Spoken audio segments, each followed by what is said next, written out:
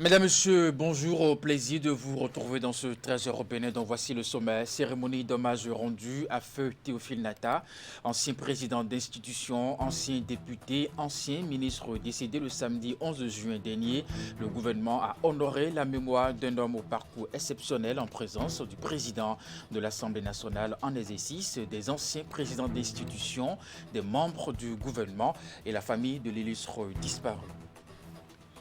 Le Bénin a abrité du 13 au 22 juin 2022 l'unité de coordination opérationnelle de la 7e édition de l'opération de lutte contre la criminalité pharmaceutique. C'est une rencontre entre les douaniers de la zone Afrique de l'Ouest et du Centre qui permet aux différents pays membres de partager les expériences et réfléchir sur le mode opératoire à suivre dans ce 13 au Bénin, le compte rendu de l'activité. Et puis enfin, la première vague de pèlerins béninois a décollé de l'aéroport international Cardinal Bernardin Ganti de Cotonou ce jeudi matin. C'est après une nuit blanche pour le suivi des différentes formalités qu'ils prennent leur départ pour la Mecque. L'embarquement à l'aéroport s'est déroulé sous le regard du ministre des Affaires étrangères et de la coopération. Mesdames, Messieurs, à nouveau bonjour et bienvenue si vous nous rejoignez dans ce 13h au Bénin. Dans l'après-midi de ce mercredi 22 juin, s'est tenue à la salle Fleuve Jaune du ministère des Affaires étrangères et de la coopération la cérémonie d'hommage à feu Théophile Nata, ancien président d'institution décédé le samedi 11 dernier. Plusieurs députés à l'Assemblée nationale, membres du mécanisme africain d'évaluation par les pairs, ancien ministre des Affaires étrangères de la coopération et bien d'autres postes de responsabilité. Le parcours de l'illustre disparu lui a permis d'être commandeur, grand officier, puis grand croix de l'Ordre national du Bénin. Et c'est à juste titre qu'à l'initiative du gouvernement, plusieurs personnalités sont venues lui rendre hommage. Et voici le compte rendu. Dans un silence émouvant, dans cette salle Fleuve Jaune du ministère des Affaires étrangères et de la coopération se trouvent anciens ministres, ministres en exercice, anciens députés, députés en fonction et présidents d'institutions en exercice et anciens pour rendre un dernier hommage à une figure dont le parcours a marqué la nation béninoise. C'est à un grand homme que nous rendons hommage, à cet enfant de paysan, à ce serviteur de Dieu et de sa créature, l'homme, à ce serviteur de la République, car on le sait, outre la charge d'enseignant, feu Théophile Nata aura servi notre pays à plusieurs hautes fonctions. Homme de paix et véritable artisan de l'unité nationale, Théophile Nata, même après sa mort, aura encore réussi à réunir autour de lui, dans une ambiance de paix et de sérénité, des personnalités avec des sensibilités politiques variées. Il a été rappelé tout à l'heure que le président Théophile Nata était un homme de paix et de concorde. Son engagement en faveur de ces idéaux a marqué toute sa vie et son action, même dans les moments les plus sensibles de l'histoire de notre pays. C'est donc à juste titre que cet homme de paix a été désigné pour mettre en œuvre la politique étrangère du gouvernement de transition au lendemain de la conférence nationale de 1990 à 1991. Pour le Bénin, il aura consacré une bonne partie de sa vie. C'est à juste titre que le gouvernement du président Patrice Talon, en organisant cette cérémonie d'hommage et de recueillement, met un point d'honneur sur les valeurs humaines exceptionnelles qui ont gouverné l'existence de Théophile Nata. Je voudrais m'incliner devant sa mémoire et présenter les sincères condoléances du président de la République, le président Patrice Talon, du gouvernement et de tout le personnel du ministère des Affaires étrangères, car il a été le patron de cette maison, à la famille éplorée, particulièrement à Madame Nata, ainsi qu'à ses enfants qui l'ont accompagné avec courage et amour pendant les derniers moments de sa vie. Décédé le samedi 11 juin 2022, Théophile Nata, ancien président d'institution, ancien député à l'Assemblée nationale et plusieurs fois ministre, dont celui des Affaires étrangères et de la coopération, a reçu des hommages mérités.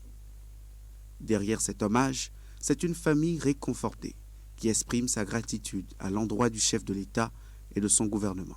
Au nom de toute la famille du patriarche, rassemblée et unie dans la peine et l'action de grâce, je tiens une fois encore à vous dire notre merci infini pour avoir dédié votre précieux temps à cette cérémonie, tous travaux cessants, afin d'être à nos côtés.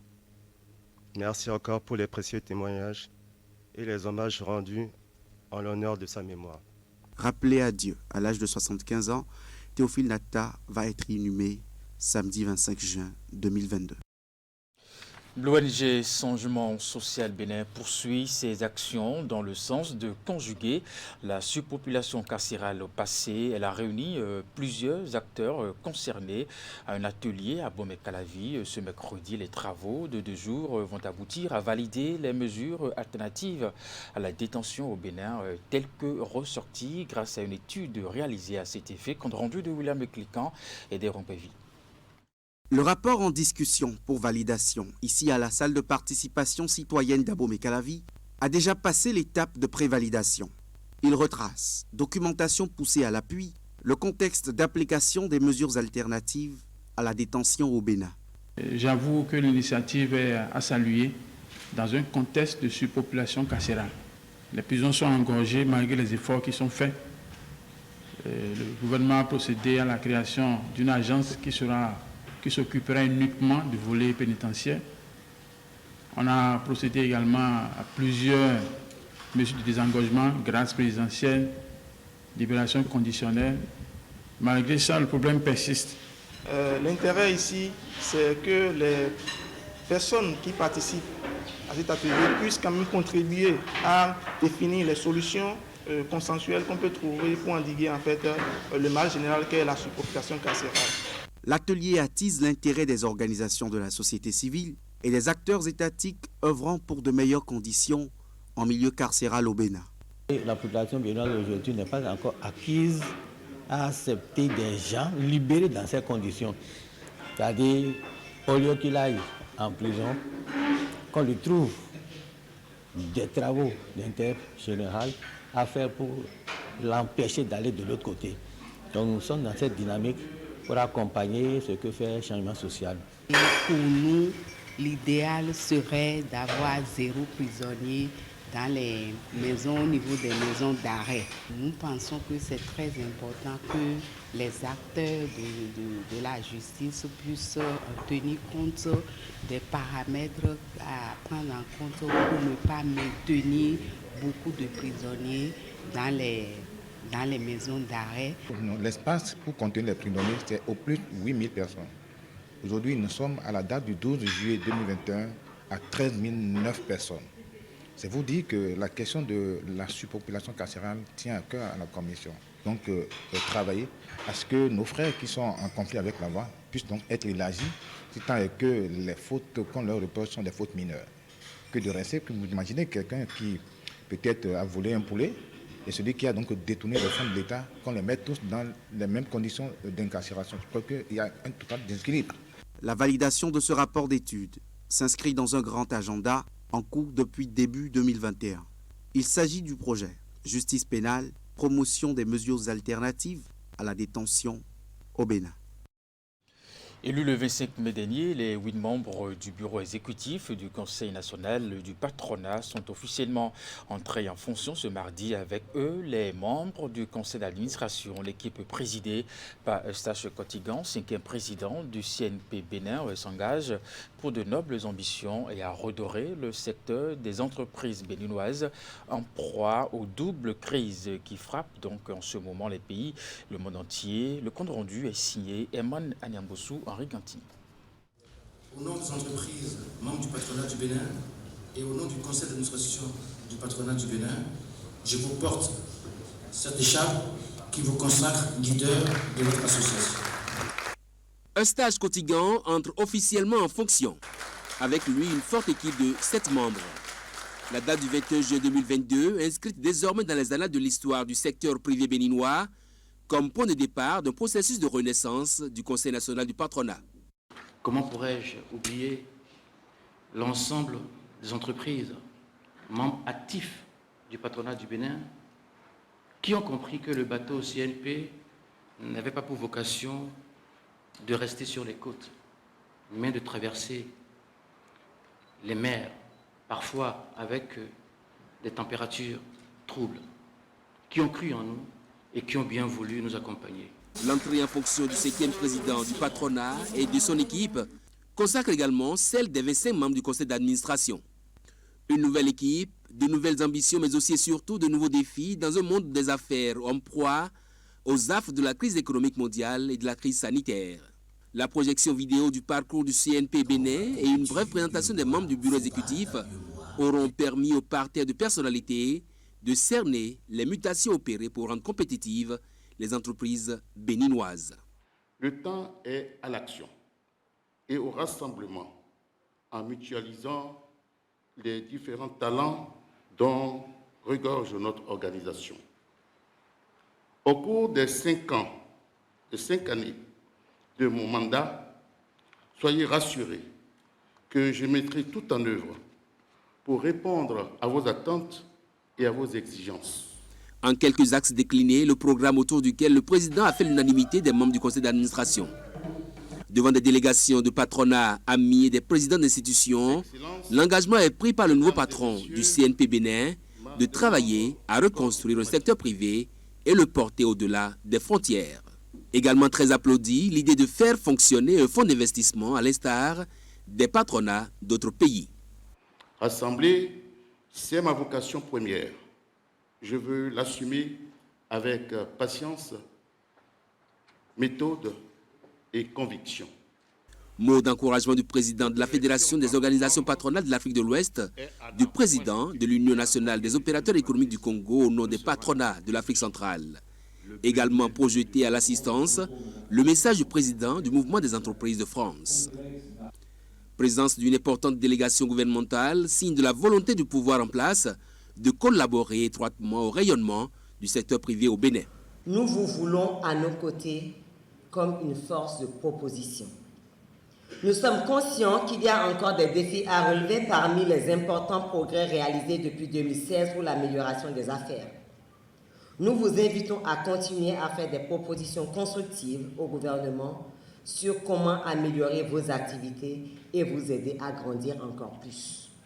Une cérémonie riche en couleurs, agrémentée par des prestations de la troupe Ma Culture, Mon Futur. Les hôtes de circonstance retournent chez eux avec le sentiment que le secteur privé béninois prend un nouvel envol pour sa prospérité et sa compétitivité. La zone industrielle de Glodjibé a fait objet de visite par le président de la Banque ouest-africaine de développement, Serge Ekoué.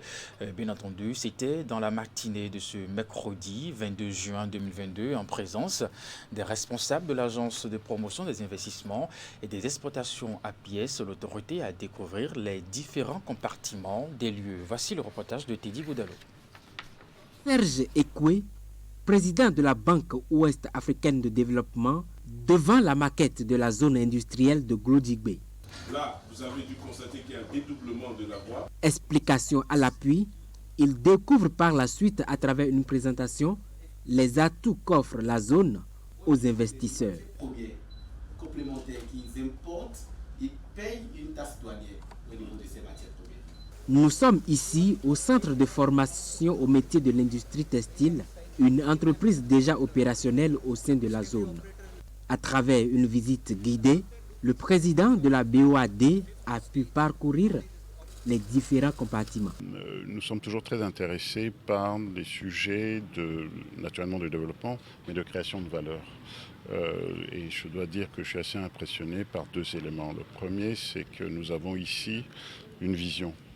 La vision d'une plateforme industrielle, mais également logistique, avec un fort accent sur l'intégration verticale. Tout est intégré.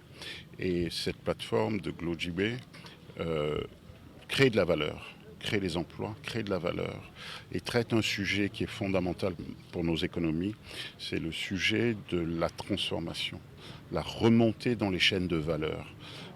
Je dois dire que je suis impressionné, c'est le deuxième point, je suis impressionné par la vision. Mais au-delà de la vision, je suis impressionné par la réalisation. Parce qu'une chose est de penser, une autre est d'agir et de réaliser. Et en l'espèce, je constate que nous avons une structure qui avance, qui crée, qui agit.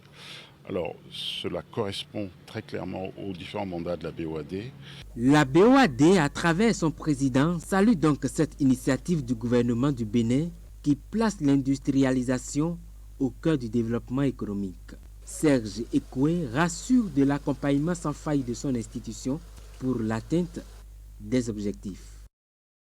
Et puis notre préoccupation pour le gouvernement, bien entendu, les projets de construction du marché de gros à Bomey-Calavi et puis la zone économique spéciale de Zé. Les personnes affectées par ces projets reçoivent l'indemnité de dédommagement. À cet effet, une vague d'une quarantaine de personnes a été conviée ce mardi à la mairie d'Abomey-Calavi pour la remise des chèques. Reportage de Idrissou Boukari et Devon Pevi. Virgile Achade reçoit ici son chèque qui porte le montant des indemnités de dédommagement des biens. À sa suite, une quarantaine de personnes affectées par les projets de construction du marché de gros à Abomey-Calavi et la zone économique spéciale de Zé entrent à leur tour en possession de leur chèque. Pour la concrétisation de ces deux grands projets inscrits dans le programme d'action du gouvernement, ils ont dû céder leurs maisons et leurs parcelles pour accompagner la dynamique de développement engagée par le chef de l'État, Patrice Talon. Avec votre contribution à accompagner le chef de l'État dans l'optique de ce qu'il a entrepris pour un Bénin émergent à l'orée 2050, à voire même 3000, vos noms seront inscrits en lettres d'or et d'une manière indélébile. Les opérations de dédommagement ont démarré depuis août 2021. À la date de ce mardi 21 juin 2022, 366 chèques ont été déjà délivrés pour un montant total de 1 862 434 000 francs CFA pour ce qui concerne le marché de gros et 289 chèques pour un montant de 685 millions perçus pour le site de la zone économique spéciale. Alors pour ce qui concerne la zone économique spéciale, il y a un certain nombre de PAP qui ne sont pas dans les 400 hectares et qui s'impatientent pour demander à quel moment on viendra les payer. Donc je voudrais porter à leur attention qu'un consultant, un cabinet a été déjà commis pour pouvoir procéder au recensement des biens et les évaluer sur une superficie de 1240 hectares. Donc très prochainement, ces PAP qui s'impatientaient seront également appelés à venir déposer leur dossier pour se faire dédommager. C'est la preuve palpable de l'engagement du gouvernement à faire les choses dans les normes et soucieux de la réinstallation des personnes affectées par les différents projets initiés. Les opérations de dédommagement se poursuivent. Aussi, les personnes affectées par ces deux projets et qui traînent encore les pas sont-elles invitées à faire diligence en faisant les formalités nécessaires pour retirer leur chèque. Je vous l'annonçais en titre, le Bénin a abrité du 13 au 22 juin 2022 l'unité de coordination opérationnelle de la 7e édition de l'opération de lutte contre la criminalité pharmaceutique. C'est une rencontre entre les douaniers de la zone Afrique de l'Ouest et du Centre qui permet donc aux différents pays membres de partager les expériences et réfléchir sur le mode opératoire.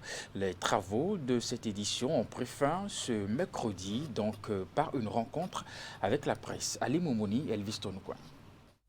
C'est un bilan élogieux qui ressort de cette deuxième étape de l'unité de coordination opérationnelle de la 7e édition de l'opération de lutte contre la criminalité pharmaceutique CRIFAM 7.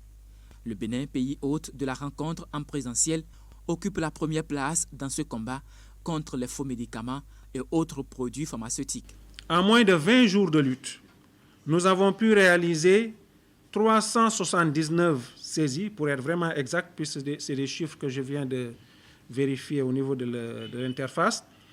Donc 379 saisies de marchandises, dont les 87% constituent donc des médicaments et autres produits pharmaceutiques qui sont actuellement visés par l'opération. Notre satisfaction est d'autant plus grande que le Bénin, pays hôte de l'UCO, s'est illustré en introduisant plus de 70 saisies et les collègues ayant participé avec nous aux travaux ont pu se familiariser avec la plateforme de l'OMD qui est le CENCOM. Sur les 23 pays de la zone Afrique de l'Ouest et du Centre, AOC, 15 ont pu effectuer le déplacement de Cotonou. Les travaux ont facilité la coordination et l'échange d'informations entre les pays membres, l'exploitation et la diffusion des rapports de saisie, ainsi que la rédaction et la diffusion des rapports de situation. Évidemment, l'opération que vous venez de boucler et que vous allez peut-être boucler avec succès est très importante parce qu'elle entre dans le cadre de la lutte contre la criminalité pharmaceutique qui a des incidences non seulement économiques mais surtout sanitaires. Et l'Afrique ne peut pas se développer en portant sur son dos des trafics illicites. Les trafics illicites, quelle que soit leur forme, sont des poisons pour la chaîne logistique internationale. Nous sommes douaniers. Pour faire les recettes, nous devons être en bonne santé. Pour ceux qui ont eu la chance de lire mon livre, j'ai dit la sécurité, parce que c'est la mission principale de la douane au XXIe siècle. Mais c'est la mission qui englobe tout. Parce que si vous n'êtes pas en sécurité, vous n'allez pas protéger l'économie locale. Si vous n'êtes pas en sécurité, vous n'allez pas percevoir les recettes. Nous sommes ici. Dès que les armes crépitent, tout le monde va prendre sa direction.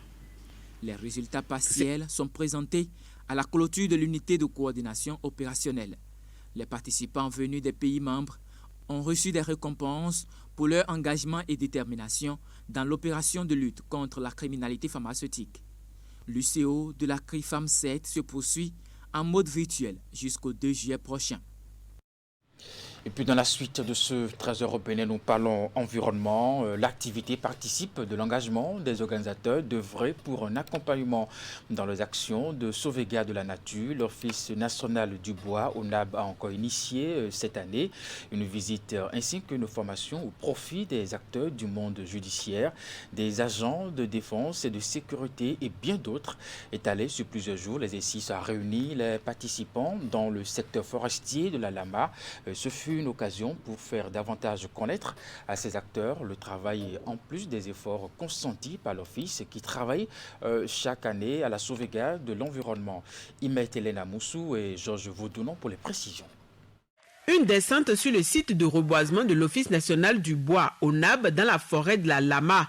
Dans la mission, on pouvait identifier les procureurs, présidents des tribunaux et cours d'appel, en plus des représentants des forces de sécurité et de défense des territoires abritant les forêts sous gestion de l'Office dans le pays. La visite de terrain est la suite d'un atelier itinérant organisé par la Maison du Bois pour les imprégner des activités sylvicoles, mais également les difficultés auxquelles les agents de l'ONAB sont confrontés souvent face aux actes d'incivisme des populations. Le milieu où nous sommes, c'est un milieu qui a été autrefois géré par le projet Bois de Feu avec l'implication des populations. Malheureusement, les objectifs de développement durable n'ont pas été atteints. C'est pourquoi l'administration forestière a voulu confier cette zone sous la gestion de l'ONAB. C'est important que nous venions voir de nos propres yeux ce qui se passe dans le domaine forestier, afin de savoir comment apprécier les sanctions à l'encontre de ceux qui ont décidé à détruire les forêts. Nous sommes là pour que dès que des cas de population qui essaient de décimer ces forêts se présentent à nous, on peut prendre des sanctions appropriées, des sanctions dissuasives pour empêcher que ces actions-là continuent. L'initiative est à sa 3e édition. Cette année particulièrement, les participants à l'activité ont pris part au lancement de la campagne de reboisement initiée par l'ONAB sur une superficie reboisée auparavant mais aujourd'hui méconnaissable du fait des actions de certains indélicats. Ce secteur de la forêt de la Lama va connaître davantage de mise en terre de plants En associant les hommes de justice à la reconstitution de cette plantation, l'ONAB espère de cette dernière des actions de sensibilisation, mais en même temps de la répression contre les acteurs d'actes de destruction. À partir de 2021, nous, on a reboisé 400 hectares. Pour cette campagne, il a été prévu reboiser une superficie de 600 hectares, ce qui va nous permettre d'atteindre 1000 hectares sur les 2400 hectares au niveau de cette forêt. Nous étions allés à Chiribé, nous sommes allés dans la forêt de Dogo et nous voici maintenant dans la forêt de la Lama.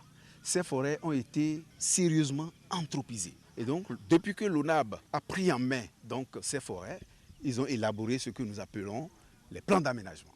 Et ce sont ces plans d'aménagement qui sont en train d'être mis en œuvre progressivement pour pouvoir restaurer ces forêts et faire en sorte à résoudre progressivement les problèmes des populations elles-mêmes qui sont autour et aussi contribuer à l'économie nationale. Au contact des populations riveraines des forêts d'Achiribé, de Dogo et de la Lama, les membres de la délégation ont également été informés des conditions de travail et du type de collaboration avec les agents de l'ONAB. Les questions liées à la sécurité des domaines des forêts ont été abordées et des doléances ont été formulées par les groupements de femmes intervenant aux côtés de l'Office.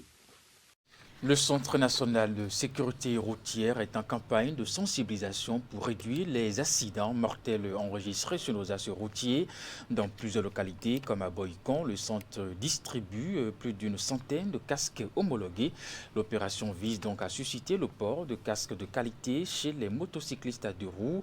Avant d'offrir les casques homologués, l'équipe conduite par le directeur Aubin Adokonou a d'abord eu des échanges avec l'auditoire sur les bons comportements à adopter en circulation et qui préservent la vie. Voici les images. Une campagne de distribution de casques homologués dans les communes, l'activité conduite par le Centre national de sécurité routière vise une fois encore à sensibiliser les bénéficiaires et par ricochet les populations en vue de réduire les décès liés au cas d'accidents sur les routes. Après Abomey Calavi et Lokossa, Aubin Adokonou et sa suite étaient ce lundi face aux conducteurs de taxi-moto des communes du Zou, les étudiants ambassadeurs et certaines organisations. Après que la coopération du Maroc et du Bénin ait noué des relations, en plus des formations, nous avions bénéficié des dons de 1000 casques. Donc, sous l'instruction du ministre des Infrastructures et des Transports, il a été décidé d'orienter des casques vers les cibles et pour que dans tout le Bénin, nous puissions avoir des modèles pour montrer aux gens que porter un casque c'est bon, mais un casque homologué c'est encore plus sûr. Nous avions sollicité des gens qui puissent porter effectivement les casques, qu'ils profitent pour sensibiliser ceux qui nous remorquent. Et là, nous allons prier pour que la coopération nous apporte d'autres fruits et comme ça, on peut élargir l'assiette vers beaucoup de personnes. Nous n'avons que 1000, mais nous sommes en train de faire de telle manière que toutes les zones géographiques puissent être vraiment servi. La distribution des casques a été précédée d'une séance d'échange. Diverses notions de sécurité ont été rappelées avec un accent particulier sur les avantages du port du casque. Les bénéficiaires ont été choisis sur la base de critères bien définis. Ils ont été sélectionnés dans l'ensemble des communes du département. Au total, 150 casques ont été remis à l'occasion. Donc, je voudrais vous demander de faire bon usage de ces casques. Il ne faut pas accrocher le casque à la moto pour dire qu'on est en train de se protéger. Et dès qu'on voit le policier arriver, rapidement on s'arrête pour mettre le casque. Non, le casque doit être porté permanemment. Ça me va droit au cœur. Je suis très content de cette séance. Je vais toujours porter mon casque et donner de bons exemples aux autres qui circulent sans casque. Le casque là, c'est différent, c'est le casque de qualité. Les autres casques c'est des chiffons seulement. Mais quand j'ai touché à l'intérieur, c'est dur. Quand quelque chose va tomber jusqu'à arriver à ce niveau, mon frère, ce serait, en tout cas, je ne sais que remercier le directeur et surtout ceux qui ont fait ce don. Et aussi, pour acheter le casque, il faut acheter le casque homologué comme ce que nous venons de prendre. Avant de démarrer la moto, il faut être sûr que tu as ta casque sur ta tête. Car on peut changer les pièces de la moto, mais on ne change pas les pièces, surtout la tête de l'homme. La réussite de l'opération dépend de l'usage fait par ces derniers des casques reçus. Tous ont promis de s'appliquer davantage pour le respect des consignes données, car disent-ils, leur vie en dépendent. De Boïcon, l'équipe du CNSC a mis le cap sur d'autres localités pour la même activité. Justement, et sur le même sujet, démarré le 16 juin dernier par la commune d'Abomey-Calavi, la campagne de distribution de casques homologués se poursuit. C'est le tour de la commune de Djougou d'accueillir donc la délégation du Centre national de sécurité routière, très engagée pour accroître la sécurité routière au Bénin. La cérémonie de remise de ces casques répondant aux normes internationales a donc connu la présence du maire Abdoul Malik Seibou Gominan. Voici le reportage. La réduction des décès liés au cas d'accident de la circulation dans les 77 communes du Bénin, une préoccupation majeure du Centre national de sécurité routière CNSR. Pour atteindre cet objectif, il a offert des casques homologués aux conducteurs de taxi-moto de Djougou. Un appui qui vient davantage sceller le partenariat qui existe entre la mairie et cet organe à charge des questions routières. Nous avons choisi Djougou parmi ces villes-là parce que Djougou, il y a à peu près 2 ans avec le maire, on a signé un partenariat entre le CNSR et Djougou. Lorsque vous faites un métier, vous prenez le matériel qu'il faut pour faire le métier, non? Puis ça vous ramène de l'argent. Et donc chez les GEM, le premier matériel c'est la moto. Mais il reste le deuxième, qui est le casque que vous devez porter. Si vous n'avez pas ce matériel-là, à tout moment, la police peut vous arrêter et vous arracher votre moto. À travers cette campagne de distribution de casques homologués, le CNSR entend ainsi rappeler aux motocyclistes la nécessité de porter le casque pour éviter des traumatismes en cas d'accident de la route. C'est un geste. Et à travers ce geste, c'est pour que vous puissiez porter ces casques qu'on vous voit dans la ville et que ça amène ceux qui sont réticents au port de casque à le faire. Merci beaucoup au CNSR pour ce geste, fut-il symbolique. Transmettez au directeur et au ministre la reconnaissance des hymnes de la commune de Djougou. La police républicaine va reprendre la veille pour le respect du code de la route. Elle est encore instruite par l'autorité communale qui tient toujours au respect du code de la route pour reprendre la répression du non-port de casque dans la commune de Djougou. Je voudrais en appeler encore à la collaboration de la police républicaine pour que d'ici quelques jours, on relance des piqûres de contrôle du port de casque dans la commune. Est-ce que vous êtes d'accord, chers amis émigrants?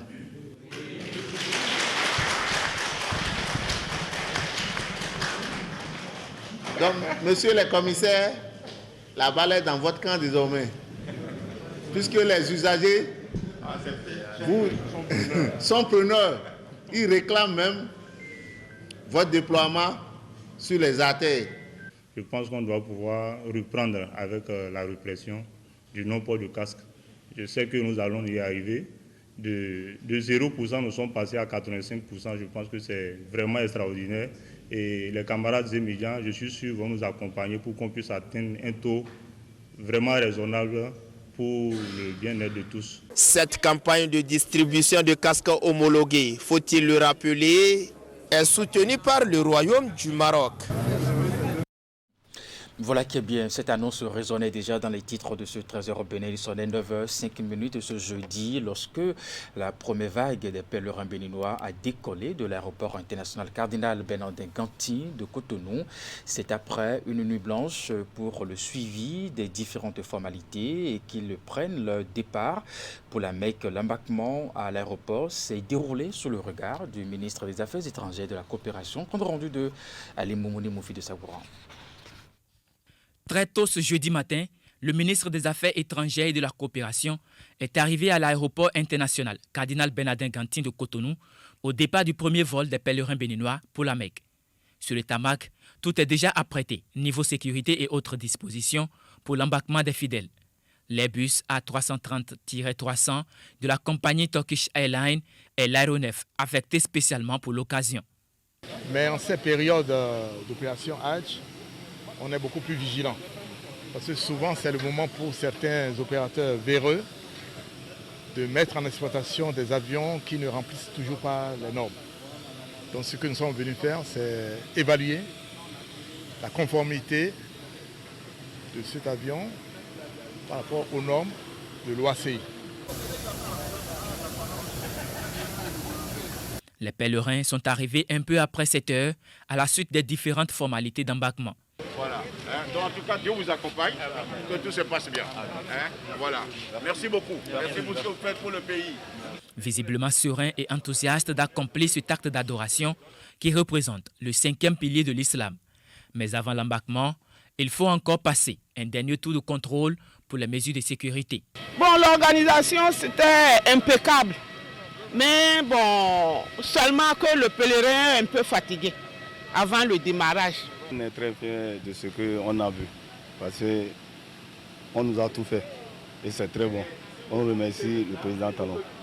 L'Arabie Saoudite nous fasse signe, mais c'est en fait des fins que ça a été fait. Mais malgré qu'il y a eu du retard avant qu'on nous informe, le gouvernement et tous les composants de l'organisation de Hajj ont mis le paquet et l'organisation a été parfaite. Nous avons dit que le premier vol va partir le 23 et nous sommes là pour le départ. Pour cette première vague, ils sont 320 pèlerins à embarquer.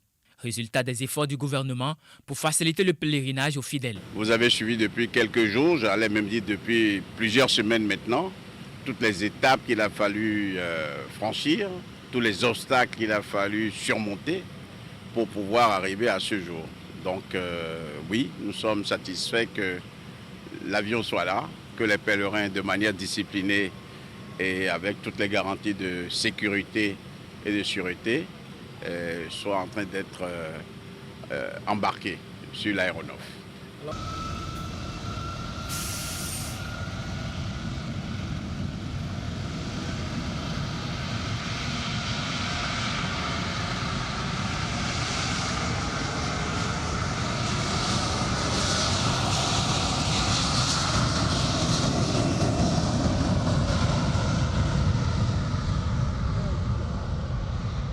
C'est parti pour 8 heures de vol à destination de la Mecque.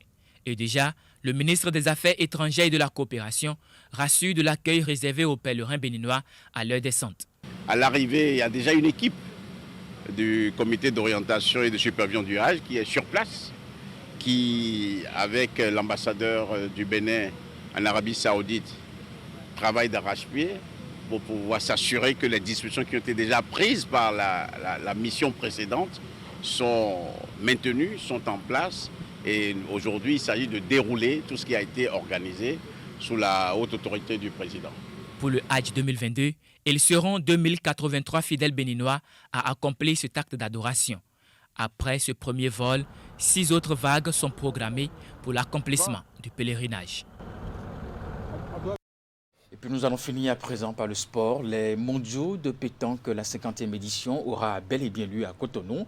Les inquiétudes qui planaient sur la bonne tenue de ce rendez-vous sportif d'envergure internationale viennent d'être dissipées ces dernières 48 heures. C'est en substance ce qu'il convient de retenir des différentes séances de travail que le président Claude Azémar de la Fédération internationale de pétanque et jeux provinciaux a eu avec les autorités béninoises, en l'occurrence les ministres du sport et son collègue du cadre de vie, l'exécutif de la pétanque béninoise, l'architecte Jean-Marc et bien entendu le président Idrissou Ibrahima, cheville ouvrière des dites consultations. Je vous propose d'écouter Claude Azémar, président de la Fédération internationale de pétanque et jeux provinciaux. Le point de départ de mes collègues de la Fédération internationale et des pays membres, c'est qu'on ne peut pas reporter ce championnat du monde sur l'année prochaine. Pourquoi? Parce qu'en 2023, il y a déjà un championnat du monde des féminines, un championnat du monde des jeunes, des championnats du monde triplette, doublette, tête-à-tête. Donc ajouter une épreuve au calendrier l'année prochaine, c'était pratiquement impossible dans le calendrier. Les fédérations n'allaient pas suivre, n'allaient pas venir. Ensuite, ici, je sais que la fédération est capable, avec la CASB et des partenaires autour, d'organiser un championnat du monde magnifique au mois de décembre. Elle est tout à fait en état. Mais dans les discussions, il est apparu que le président Talon, que je remercie d'ailleurs beaucoup de son implication et puis du fait qu'il soutient la pétanque et ça va durer et on aura besoin de lui et lui va pouvoir bénéficier, j'espère, de tout ce qu'il va pouvoir faire, tout ce qu'on va pouvoir faire pour lui. À ce niveau-là, il semble qu'il préfère que le championnat du monde ait lieu avec le boulodrome. Mais pour l'instant, on est parti avec monsieur le ministre du cadre de vie, monsieur le ministre des Sports et puis les directeurs des services sur le fait qu'on allait chercher une solution pour proposer au pays, savoir qu'est-ce qu'on peut faire avec ce championnat du monde pour le relier à nouveau au boulodrome. En tout cas, ce qui est sûr, c'est que le championnat du monde aura lieu au Bénin. En décembre, en mars, en septembre, on ne peut pas vous en dire plus parce qu'on ne sait pas ce que va décider l'Assemblée générale, ce que vont décider mes membres du comité exécutif. Mais ce que j'ai eu plaisir à voir, c'est d'abord la réunion politique hier avec les services, avec les ministres, ça s'est très bien passé. Et la réunion technique de ce matin, c'est encore beaucoup mieux passé. On a vu qu'il y a des gens qui ont pris les choses en main. On va arrêter de tourner autour du pot, de parler de documents, de parler de détails. Il y a une entreprise qui va prendre le fer. Il y a là notre architecte, notre ami qui est là, qui pourra se faire assister par des gens de plaisir. Et puis il y a surtout un directeur du service du cadre de vie, du ministère du cadre de vie, qui est un type qui est vraiment extraordinaire et je pense qu'avec lui, ça va fonctionner. Donc il y a 3 ou 4 personnes qui ont pris les choses en main, les crédits sont votés, donc le boulodrome va se faire. Maintenant, on va savoir dans quel délai, il faut qu'on regarde un petit peu, ça c'est leur affaire. Et nous, est-ce qu'on peut adapter le championnat du monde à ce délai? Voilà vite résumé ce que je peux vous dire. Le Bénin aura donc son mondial, mais surtout son boulodrome. Jean-Marc l'architecte, identifié, rassure de la qualité de l'ouvrage, dont le démarrage est imminent début juillet. Jean-Marc est au micro de Eder Rompevi, Akime Ousseini Seydou. C'est pratiquement le même principe d'avoir un bâtiment avec une grande halle, un arc important.